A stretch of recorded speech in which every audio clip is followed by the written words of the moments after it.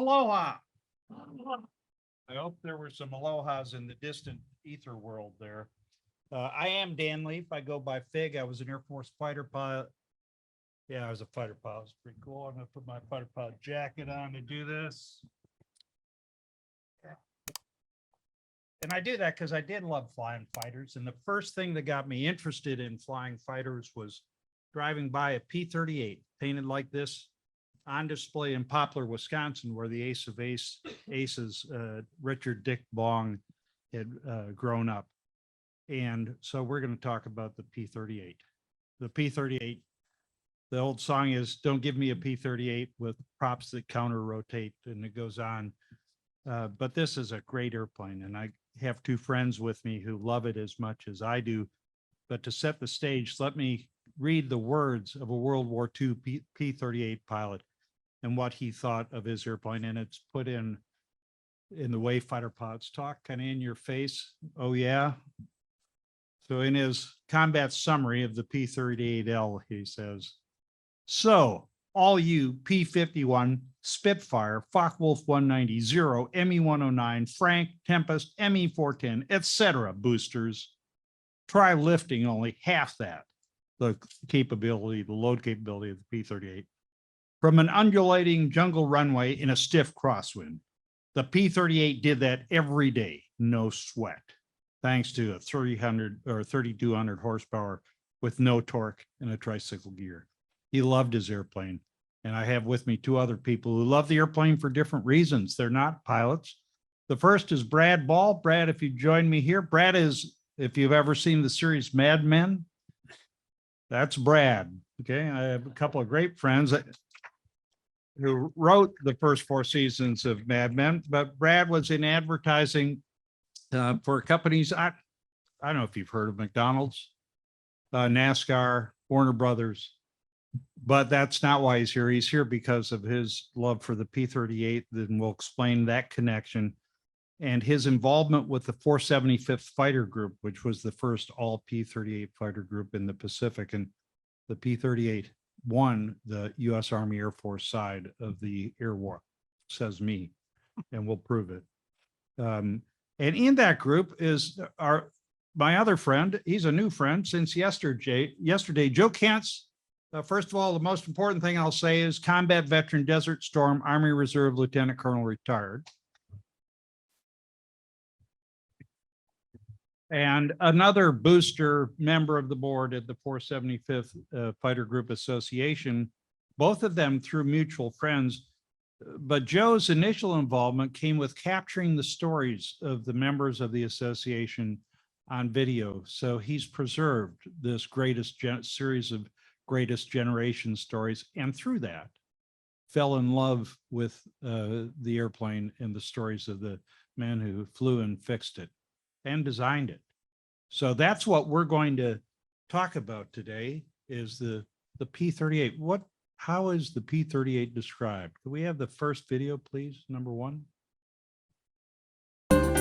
In the early years of World War II, there was one fighter plane that stood out above all others. It was a design so spectacular in appearance, it instantly attracted the attention of all who had the pleasure of seeing it flash through the skies. It had a distinct beauty that was unmatched, and a sound so smooth and quiet, one might easily miss its approach toward them, and it would be long gone. But the after sound left the viewer quite stunned, with a paralyzing astonishment and/or disbelief. It was so fast you had to see it coming on its approach toward you, or you would miss seeing it zoom upward and out of sight to more than 20,000 feet in a matter of minutes. Seeing it was indeed an awesome experience. Tony Levere. And to me, that tells you what an incredible airplane this was. Let's bring up the next picture of the XP38. Brad, I'm going to start with you. How did this come to be? How do we get this aircraft that was so different? It wasn't the only twin engine airplane or even fighter of the war, but it was the only twin engine high performance proven in combat fighter. How'd that happen? Well, you guys probably know how far behind we were in the military capability in the end of the 30s. You know, the war started 2 years before we declared war here. And the Army Air Corps put out an RFP, a competition for a fighter. Request for proposal. RFP. I have a lot of those in my life. I'm sure if you're in business, you've seen those. And they had two competing companies, Bell, which produced and recommended the P39, and the P38 came from Lockheed, and it came from the genius of a particular aeronautical engineer, Kelly Johnson. The plane specs that they were looking for on this, it had to climb to 20,000 feet in under 6 minutes. It had to have a top speed of at least 360 miles an hour. And they didn't specify that it had to have 2 engines, but they were smart enough to know that it would need it. It's as if they anticipated the war that would expand to the Pacific 2 years later, given the conditions of flying. And when they did, in fact, win the contract, the plane, this one that you're seeing, as the prototype flew from the West Coast to the East Coast, it landed short in a sand trap in front of the airport that it was supposed to land at, broke to pieces, and the Army was still impressed with the specs and bought an order for 13 of them, $167,000 each. We should have bought our Pearl Harbor P38 then. Well, it was affordable. That accident actually accelerated the acquisition of this aircraft. But what made it possible was Kelly Johnson's genius. And those of you who are aviation history buffs know the name, but it's worth hearing a little more about Kelly Johnson. So could we run number 3, please?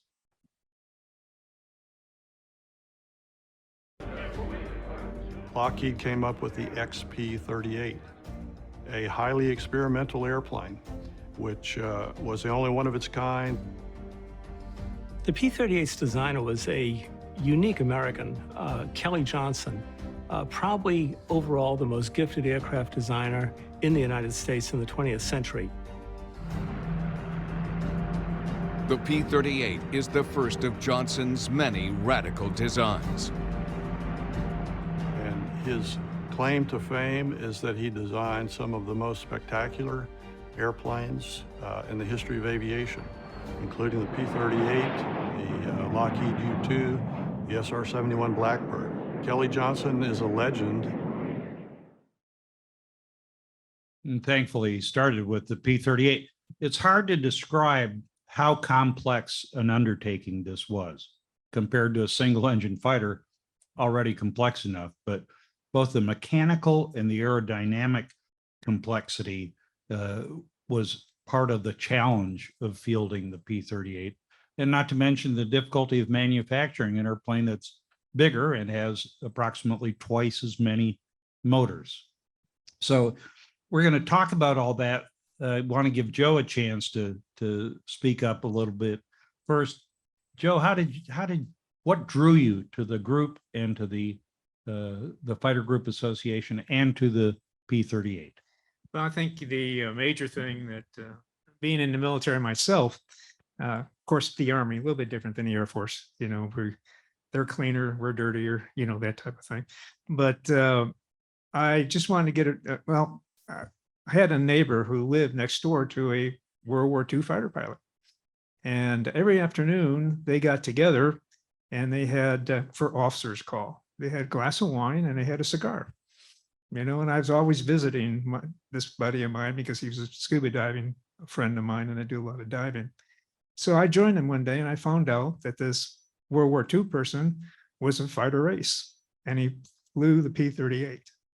And I said, geez, you guys ever get together? He goes, well, yeah, we've been having reunions for about the last 30 years. And I'm going, holy cow. I said, what do you do at the reunions? He said, oh, we sit and talk and do things. So I said, well, have you ever been filmed? And he said, yeah, we hired some guys one time, but that didn't work out. And I said, well, what about if I come in and film? He goes, well, okay, let's see what happens. So I did. I came in and filmed and have been filming for the last 30 years. Probably have anywhere from 60 to 75 interviews and lots and lots of information. Made up a couple of DVDs that are playing in different museums, and of course also gave out to the family members. So throughout that time period, I really came to enjoy the P-38 and of course, working with those people.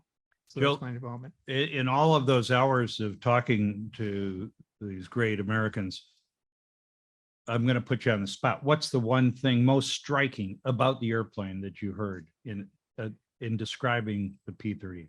You know, that everybody loved it. That was the most striking Right. thing. But I think everybody just, the firepower, I think that they liked. It was, you know, it was out of the nose and that type of thing. And they really liked the flying of it. And the second thing, probably most important, the 2 engines. Yeah, which but I have a background that's similar by having flown the F-15 and then the F-16, both great airplanes.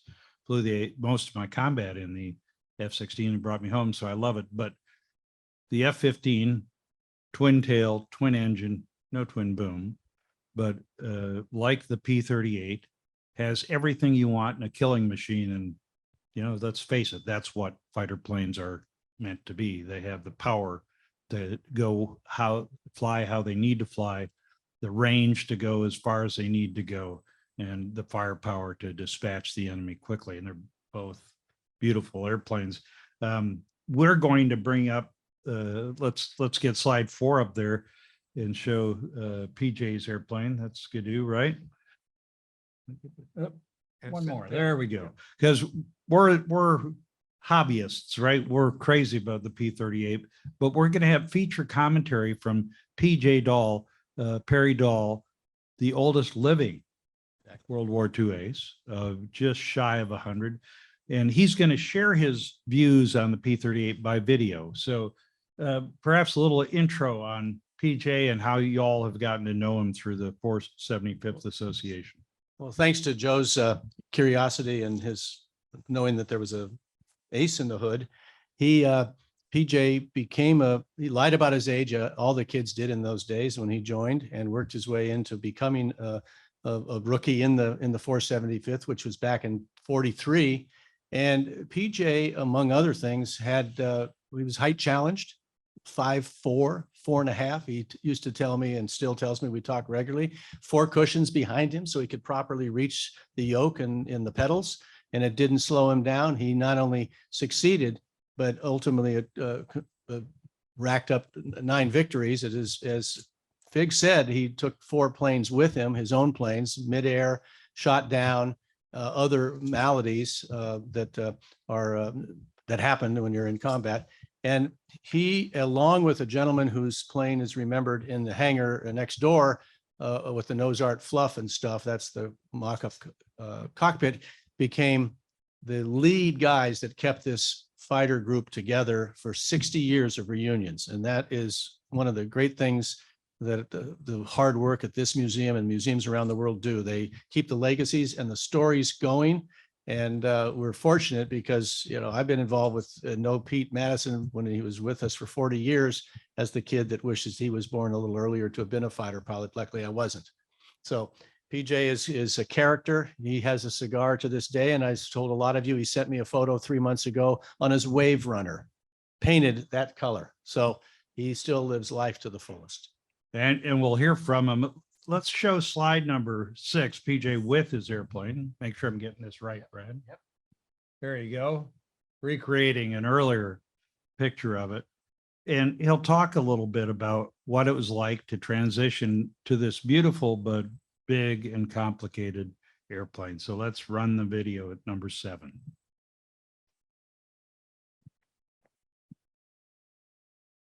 Critical thing about flying an airplane is airspeeds, landing, takeoff, and things, and it really doesn't make any difference whether you had single engine, twin engine, and when I transitioned much later, of course, into jets, the airplane does all the same. You get certain parameters on the airplane, whether it's twin engine, single engine, powered with or without jets or whatever. The parameters are still the same. So you just get the numbers in your head about when you're on the takeoff roll, you don't try to take off too early. You wait till you get your airspeed up to single engine speed, for example, on the P38. In case you lose an engine on takeoff, you would have single engine speed acquired during your takeoff run. And So it was just a matter of kind of a numbers racket to transition from one airplane to another. Sounds simple enough. Of course, it was fundamentally different because with the P-47 or the P-51, two highly powered, very powerful engines, but single engine airplanes, you had to put a lot of rudder in for takeoff and hold that. You didn't have to do that with the P-38 because you had counter rotating props, and they rotated in opposite directions that way, away from the top. And so as long as they were both running, cool, not a problem. If one quit on takeoff, not so cool. So it's a different issue, and the airspeeds were more important for proper takeoff speed in the P-38 in case you lost an engine. We talked about the firepower of the airplane, 4 50 caliber machine guns in the nose, with a 20 millimeter gun in the center of it. And what did you say, Brad? Earlier you were talking about when the cannon fired. So every sixth bullet was the 20 millimeter cannon. So 5 of the 50 and then the 20 millimeter would go out. So, and because they were flying directly in the direction that they wanted to shoot, they were exceptionally accurate. And you can see from this demonstration that it was like firing a shaft of steel, was what PJ tells us. And it was concentrated in a 6-inch circle. So you point the plane and the rest is a dogfight victory. And the claim is that they could achieve a kill at up to 1,000 yards, 3,000 feet. Yeah. In a modern fighter with a 20 millimeter, still the principal air-to-air gun, we generally would like to get to 1,000 feet or so. Actually, I'd like to get a lot closer, but rules are rules. And so to be able to dispatch a lightly armored, no self-sealing fuel tank, zero from 1,000 yards, that's a very good thing. And PJ loved that part of the airplane, loves. So video number 9, please. PJ talking about the firepower. By the way, all this information from PJ was shot 6 weeks ago. Yeah, so So you can see what great shape he's still in at 99 3/4. Video number 9, please.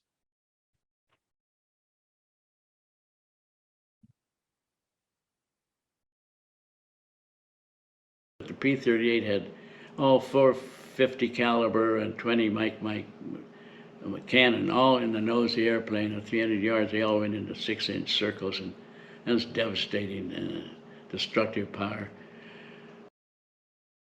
That devastating destructive power, imagine being a Zero pilot or any other Oscar, whatever, seeing that kind of firepower coming at you, that changes the psychology of the engagement, I'm sure. By the way, we're just talking to get things started. We're far more interested in what you have to say than what we have to say. So we'll have plenty of time for questions and answers from you out in the internet as well, on the internet, on the web, on Zoom. We'll take your questions up until we're into an hour, and then we'll stay behind for a more direct engagement with the audience here at the Pearl Harbor Aviation Museum.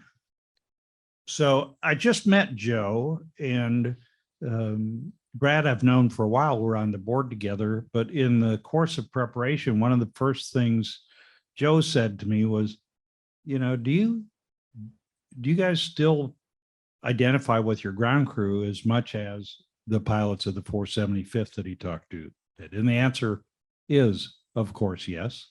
I could share a story to that effect. But when we look at this big, magnificent, complicated airplane, taking care of it and making it fly in a hangar environment like this is one thing, but that's not how we fought the Pacific War or even the European War. We fought from #hellholes, fields carved out of jungle and out of coral and in very difficult environments. Next slide, please. This could be the Aleutians, I'm not sure, but in cold weather and hot weather environments. And a lot of manual toting around of that's a drop tank, a fuel tank. And next,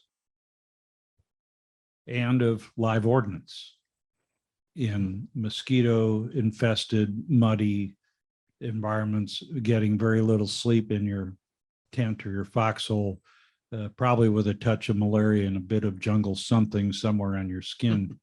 But they did it. And any thoughts, Joe, you want to share on what PJ and others had to say about that? Yeah, I think to every pilot I ever interviewed, all they could talk about was the ground crew after they talked about the P-38. Just how important they were to them and the respect that they had for them. Because the ground crew knew that the job they did would determine whether their pilot came back. Right. And their aircraft. By the way, at ground crew, their aircraft Absolutely. and their pilot. Okay, two different things. But it was so important to them, and they worked around the clock. They cannibalized from aircraft because they couldn't get all the supplies they needed, being at the end of the supply chain. So they worked nights. These guys would come in and they'd start working right away, and they would work until that plane was ready to go. No matter if it took 2 hours or 22 hours, it would get fixed. And I was in the Air Force for 33 plus years and around, naturally, especially in the earlier years, more than a few peacetime training accidents. And our crew chiefs, the maintenance folks, always needed help dealing with the grief if they lost a pilot in their jet. Never their fault. I don't remember any case where it was a maintenance related thing, but that's a bond that you can't buy. And you can't imagine if you've never had it, I don't think. So now you've got this airplane maintained and fielded and improved in the Pacific. PJ's going to talk about what he liked best and least about it. But we should acknowledge first that the P-38 got a bad rap in Europe.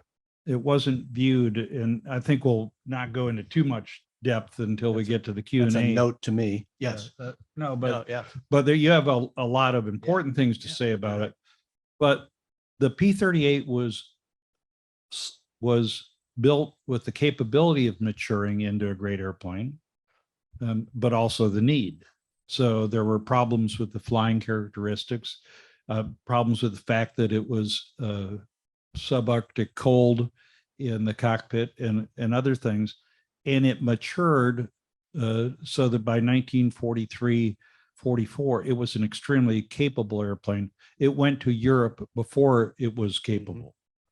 One of the key things they had to address was a flight control issue or flying characteristics issue, where the aircraft would enter something called compressibility, and it would get vibrations and become uncontrollable. And if any of you are P-38 fans like we are, you know this, but they put some flaps on it that largely fixed that problem. There are several other things done. We had a little problem getting the flaps to Europe, didn't we? So Tony Levere, who was sent over there as the chief test pilot to help these folks, it should be noted that the British placed the first order. They didn't order with counter rotating or with one other very important thing, turbochargers. They didn't do that. They figured it'd be a low altitude plane. The fact of the matter was that's what exactly it needed. And this aircraft would go into a dive and reach nearly Mach 1. And at Mach 1, it flew like nothing that was ever created. As Fig said, you couldn't pull the nose up. They created some versions of dive brakes they called nose lifters, and they put it inside the front wings here so that it would disturb the air around this unique cockpit arrangement to be able to provide some upward lift. 400 sets of those. You lost an engine. Oops, that's exactly what happened in the early models. 400 sets of those nose lifters were put on a transport plane to England while it was still being heavily used in the UK. And unfortunately, an RAF pilot mistook the transport plane for the enemy, shot it down. And that cost more months of time to put the right modifications on the plane to let it fly. Finally, Jimmy Doolittle, who was a senior executive right underneath Ecker and in the 8th Air Force, called Hap Arnold and said, I'm shipping these 38s back. We don't want anything to do with them. They're killing our pilots. They're not working. And that was sort of the end of the 38 over there, with the exception of a lot of low altitude strafing. They were the D-Day cover plane for the fleet going across the channel. You'll see tons of pictures with the D-Day markings, which was a nice thing for them to do. So. And PJ will say, well, I'm going to save this because I think we do want to get to Q&A, that the worst thing about it was the twin engines, and the best thing about it was the twin engines. But we finally did get the aircraft matured. The Army Air Forces did, and in the theater, as I said, and by 43, 44, it was a very important weapon for General Kenny, who's the air commander for MacArthur. We could go to slide 15. I'm often asked when we're talking about the P38, was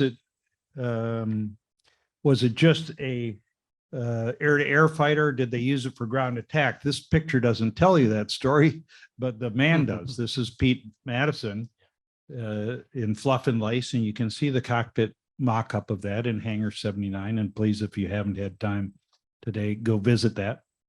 But you on the web, come on over. Aloha.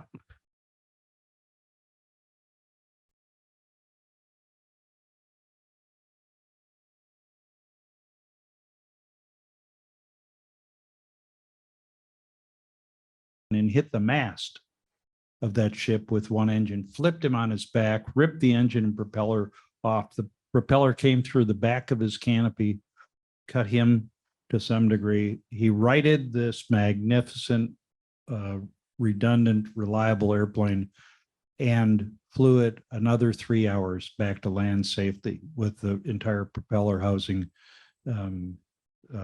missing after hitting the mast of a ship. So the airplane was hugely important. I would submit for the U.S. Army, MacArthur's part of the Pacific Campaign, the most important airplane involved in it, because it gave the air superiority that enables ground combat. I spent a lot of time with the Army in peace and in combat. So it did that. Let's talk about some of the people, because the airplane's great, but it's the people that really make the difference. Here's slide 16, and we have General Kenny, the air commander, with some guy named MacArthur.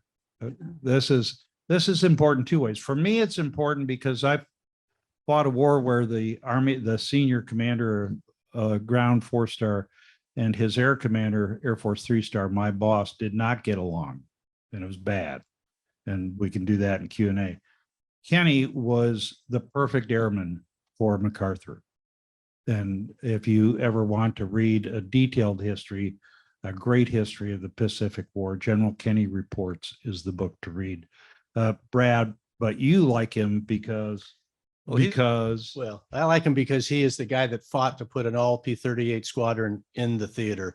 MacArthur, you may recall, was smarting from being forced out of the Philippines as the Japanese for 10 years in advance went all the way down to the tip of New Guinea, and they were next to invade Australia. McKinney knew this airplane would have been the solution. The problem was there weren't a lot of them at the time. He ended up taking every single one that the British gave back when they canceled and brought them over here. MacArthur said, you know, I made a promise that I shall return, and I'm going to return with P38. So he got him this whole squadron and flock of P38s. And then he went a step further. He said, since McKinney was in charge of the 5th Air Force, you take the very best pilots, the top 5 pilots out of each of those fighter groups, and now they're going to be 75th pilots. One of those was Harry Brown, who got off the ground here on December 7th, took down 2 Japanese planes, and went on into the 49th, where General Fig was a little later, a couple of weeks later. But he ended up becoming the first ace in the 475th. These top-rated pilots made the difference, because guys like PJ and Pete Madison came into this, you know, with hours in training but no combat experience. So it made a huge, huge difference. So the airplane, thanks to General Kenny's emphasis, the mix of combat veterans and new guys became important and uniquely important, and it was uniquely capable.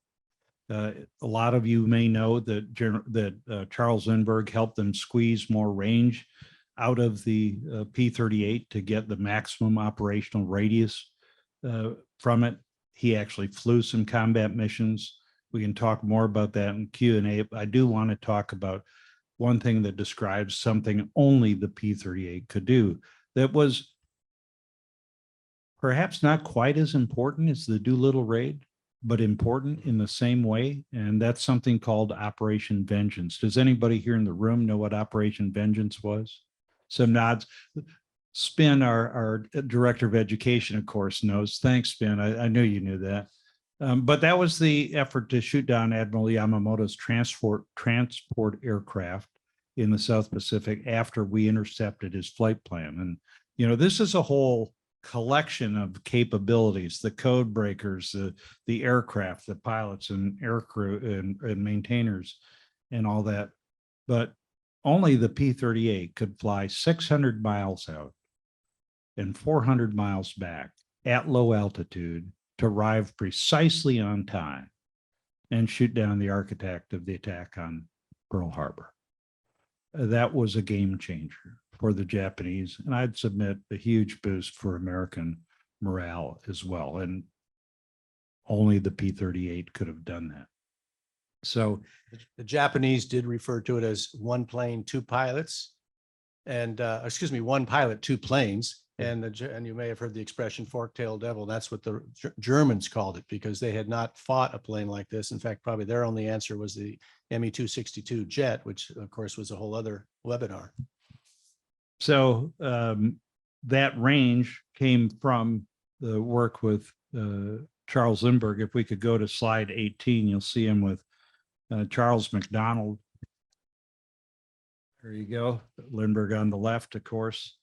And PJ Dahl offered his thoughts on this range extension effort at video number 19, please.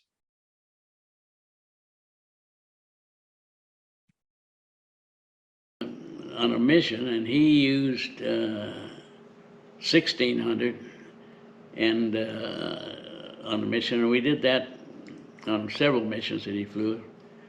And the mechanics apparently, they however they did it, they tore into his engines, which had been 1600 RPM, and our engines, which we thought were kind of loading up with carbon and stuff by going that low on the RPM. There was little difference, not significant. So that's when we switched to 1600 RPM, and that's when we increased our range from something like 8 hours to maybe 12. I flew just over 11 hours mission on the airplane, and that was including a fight in between. So normally speaking, we restricted to less than 8 hour missions, but going down to 1600 RPM, we get it up to 12. Sweat and fuel, but it was close.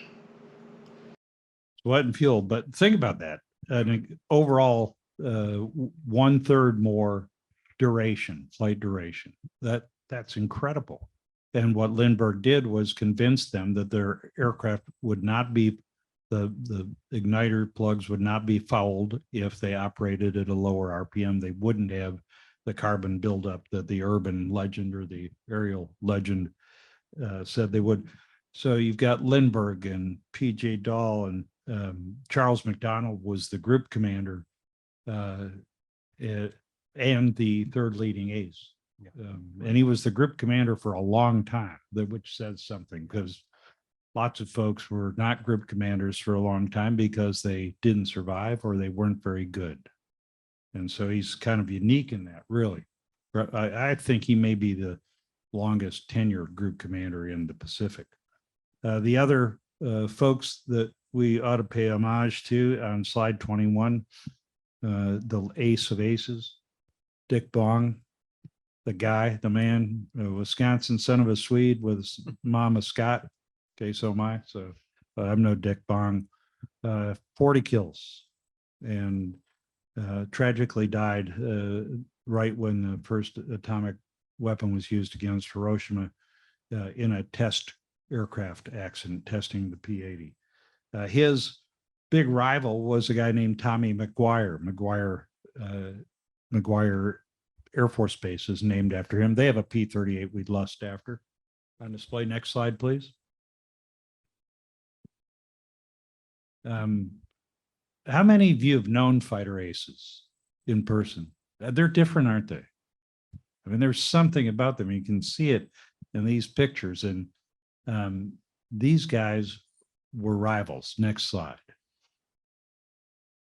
And McGuire desperately wanted to catch. I'd love to have the narrative or the audio from that conversation, because it probably wasn't about the weather.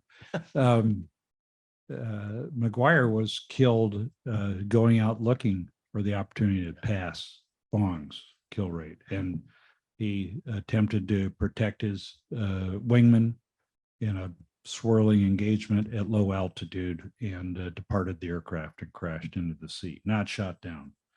But these great men needed a great airplane to achieve what they did, and they had it in the P-38. Let's go to video 26, because I don't want to skip. We have more, of course, there's more, but we want to hear from you all. The P-51 eventually did replace the P-38. And why is that? Was it simply a better airplane? Let's hear what PJ says at the video at number 26, please. The P-51 had all the crash. It can match the P-38 in every respect, maybe a little bit faster, but half the cost to build a single engine airplane. And that, in my judgment, was a big difference. It was a lot less money to build, a lot easier to maintain. Because instead of worrying about 2 engines to get it flying the next day, you just had to worry about the one. So, and it had all the characteristics of a P-38. It could match it in every respect. You know, you can all relate to this. The P-51 had about a 3.3 miles per gallon fuel economy. The 38 was 1.2 miles per gallon. And they didn't pay for the gas, and they were still ticked off. So you can just think of that. Because you've got to get that fuel to those parts to of the world. hashtag hellhole and be able to pump it and start it. So If Joe. I could, just a real quick story from one of the pilots. They were coming back from a mission, and they're talking on the radio, and a pilot comes on. I said, my God, I have a problem. My engine's overheating. My engine's overheating. And another pilot came back and said, well, shut it down, stupid. Fly on the other one. The pilot came back and said, I'm flying a P-51. The first pilot said, kiss your butt, goodbye. Yeah. And they kept on flying. Yeah.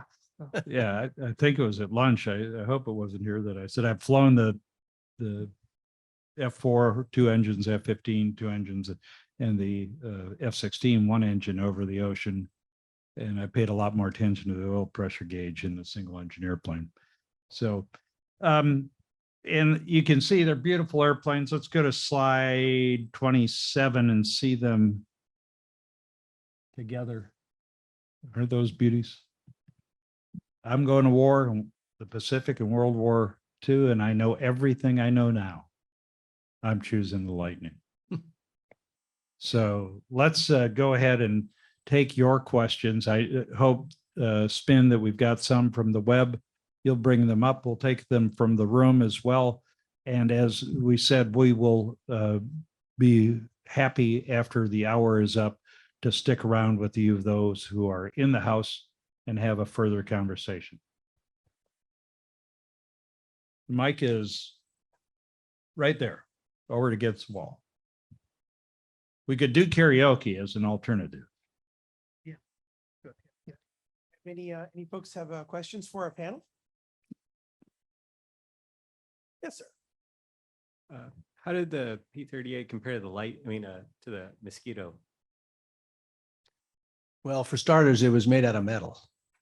Yeah. And then the other one had a tendency to warp. You know, it was a different mission. You know, the Mosquito was a low flying, strafing aircraft. They had some bombing capabilities, but it didn't hold. It was not comparable. Of course, the latter months of the years of the war, the 38, there was one squadron that had it all the way through the war, and they did okay, but largely strafing in North Africa. And but a lot of people like to see them as similar aircraft, but really, and you probably already know this, Vig, 2/3 of the wood came from Wisconsin and Minnesota, And during the war, the cabinet makers in England, we all have hand-me-down English furniture. That's what they turned their attention to build that Mosquito.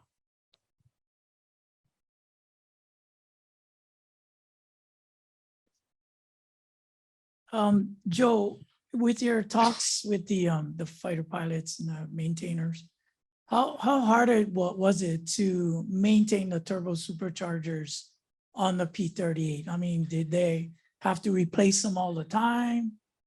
Now, normally that seemed to be not too much of a problem. I think mostly the damage was to, fuselage and have bullet holes and that type of thing. And of course, taking the engines apart after X amount of hours.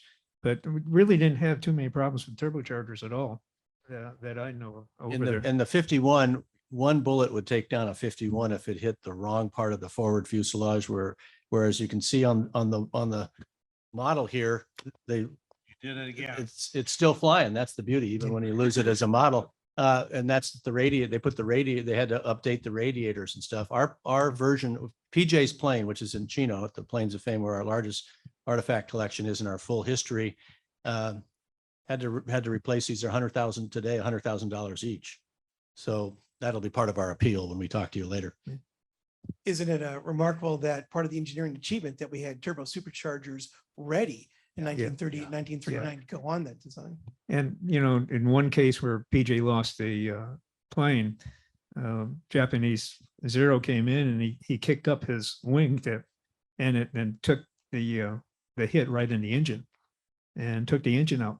And he just feathered the engine and he flew back on one engine. They can outrun a Zero on one engine, and they did. So he literally kicked this. He said he kicked the rudder this way, so the right engine took all the bullets, and he continued to fly and evaded it. And that's, They're pretty tough, but they do require lots of action.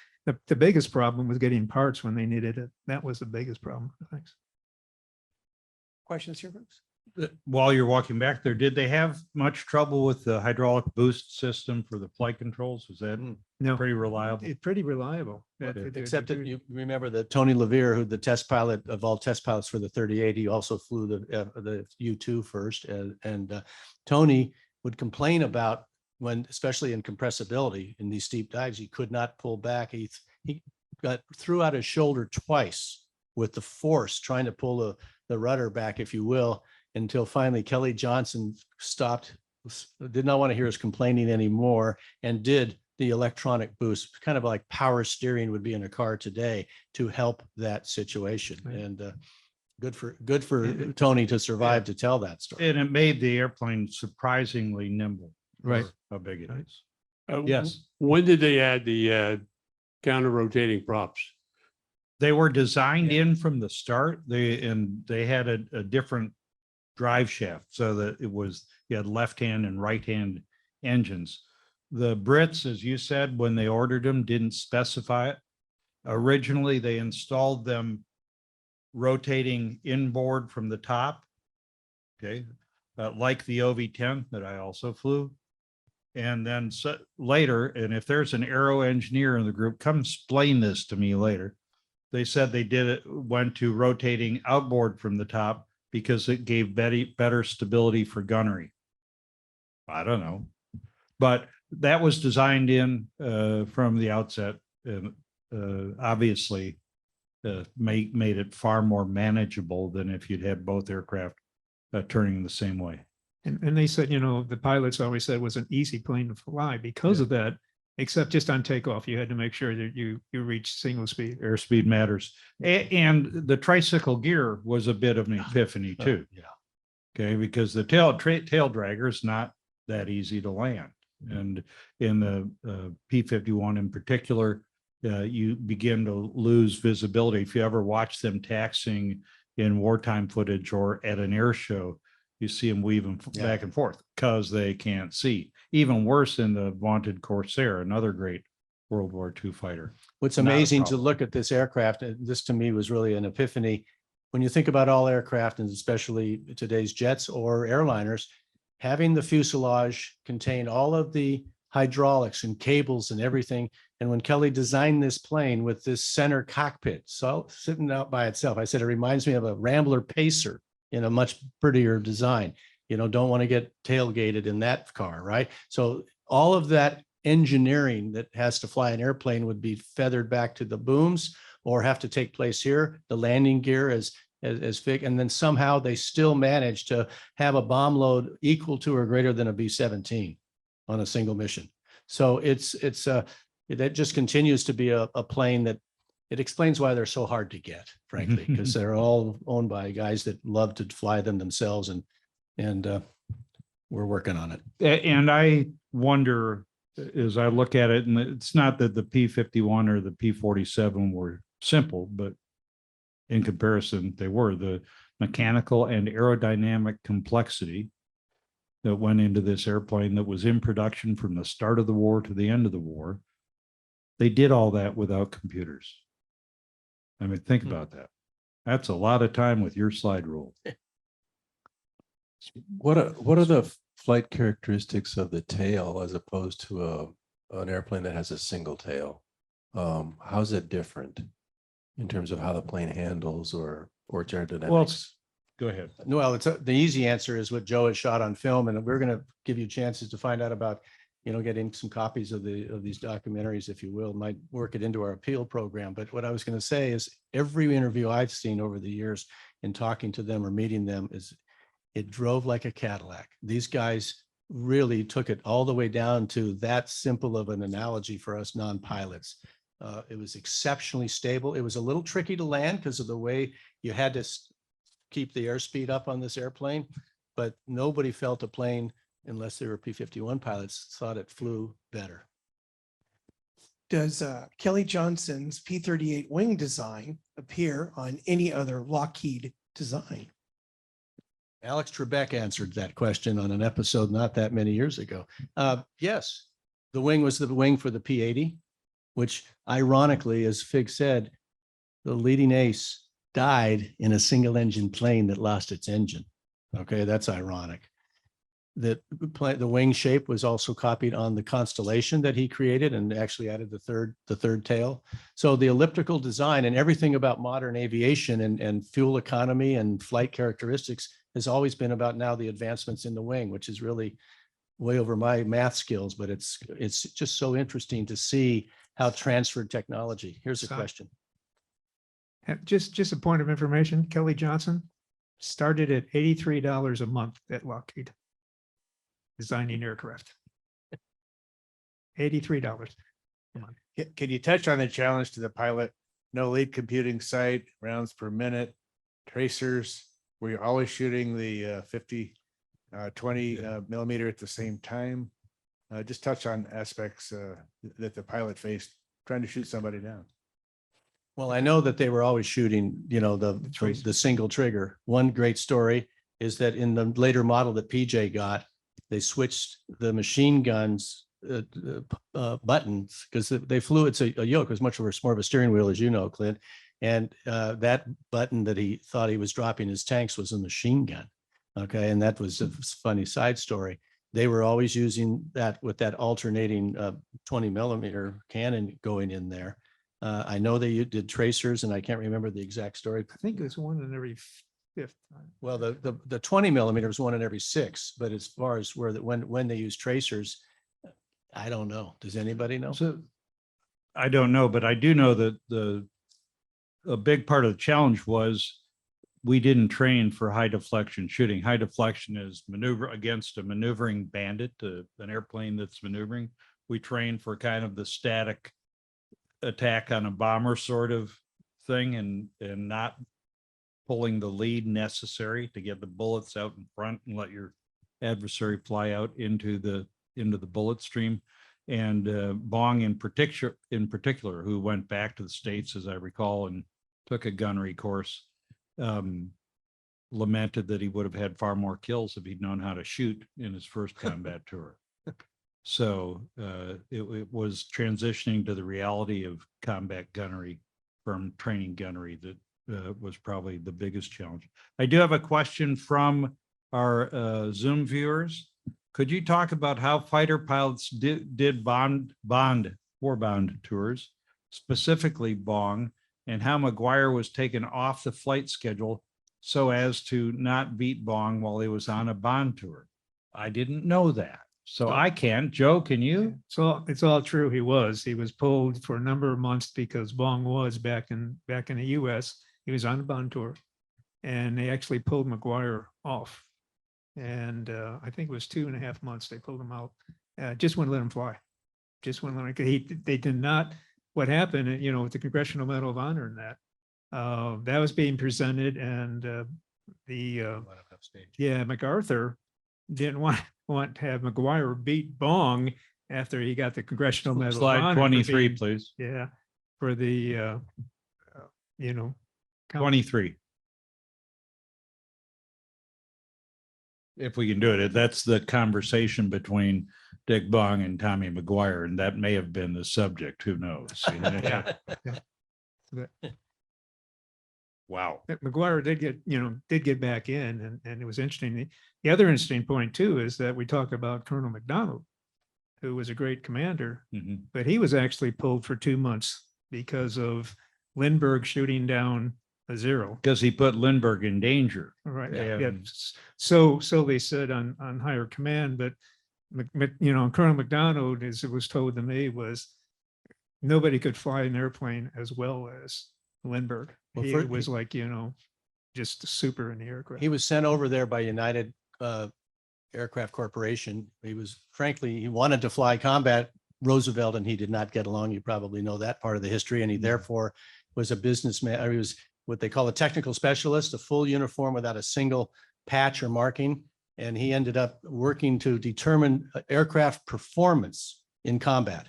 He flew the Corsair the first time he went out. In fact, the one they told him to fly to Hawaii with extra tanks crashed, killing the other guy. He got over there in a Corsair, and one of the key missions was to determine could Corsair become a P-38 with twin engines. And they ultimately the war was coming to a conclusion. He then moved over to the 475th and flew the most missions, 25 missions with the 475th. And in our hangar, I discovered one day we have a letter from Lindbergh, 1966, thanking the reunion committee for the incredible event and experience that he had and being part of this. It was an important part of his life.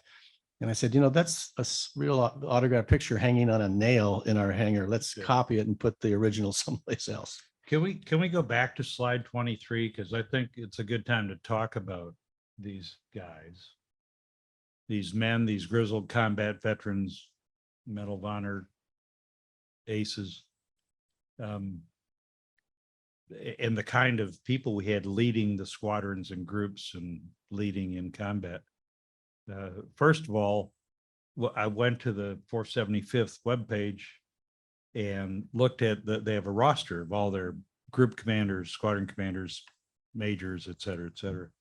And there were, as I went through the list, there are very few wounded in action, missing in action, killed in action. I went, oh, wasn't that dangerous? Well, when you get down to the lieutenants, it was that dangerous. So the survivors moved up and led. And of course, Tommy McGuire died at the end of the war, and Dick Bong in test at the end of the war. How old do you think they were when they perished as old combat veterans? 24, both of them. What we asked of these people at that age in that war is something that should give us all chicken skin. And if we could go to slide 25, Harry Brown, you brought him up. And it's a good way to wrap up the online portion of this. Shot down 2 aircraft over where we are today, over the Pearl Harbor Aviation Museum. Here on Ford Island, historic Ford Island, with a hangar that still has bullet holes in it. And we get to share aviation and American history with you here.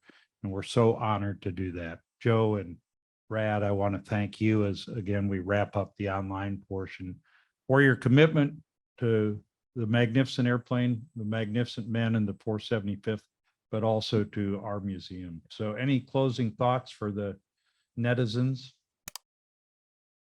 Well, I want to thank everybody for showing up today. I find myself becoming that nerd I used to make fun of.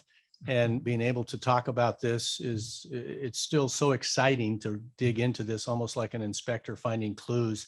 The privilege of talking to PJ whenever I want, and he will be here in December with us, is an honor, because to me, these guys were the Mickey Mantles and the Babe Ruths when I was growing up. And for those of you in the room who served, I look up to all of you and thank you for your service. Yeah, I just want to say thank you. It's been a privilege for me to be part of this. And again, as a veteran, there's a lot of veterans out there. Say thanks to them. Okay. It's really good. We've got a lot of iron, a lot of airplanes here. We don't have a P38 yet. But it's not, and we need one because it's so central to the Pacific War, but really it's so emblematic of some great stories that we'll lose if we don't have cause to relive them as we did today. So thank you very much for participating. Those of you online, those in the room, please stick around. Ashley, I think I'm almost on time, maybe a minute early. She's given me the thumbs up. Spin, thanks. And by the way, we've got a fantastic team of passionate, dedicated, overworked, self-imposed sometimes folks here on the museum staff who put this all together. And so thank you for that. You're here.